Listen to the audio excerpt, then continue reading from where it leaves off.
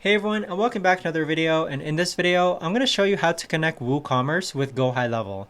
So this video is going to be particularly useful for individuals who are trying to connect WooCommerce with GoHighLevel.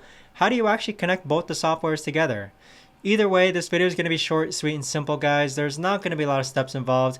But first, we're going to log onto our GoHighLevel account, and then you're going to click on Settings on the bottom left-hand corner. Once you click on Settings, you want to scroll down to where it says Integrations, and then click on Integrations.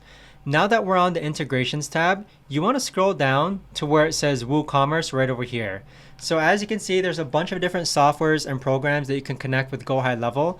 Click on Connect where it says WooCommerce, and then follow the on-screen prompts to connect WooCommerce with GoHighLevel. But that right there, guys, is the best and easiest way that I know of to actually go ahead and connect WooCommerce with GoHighLevel. If you guys know of a better or easier way to actually do this, let me know in the comments down below.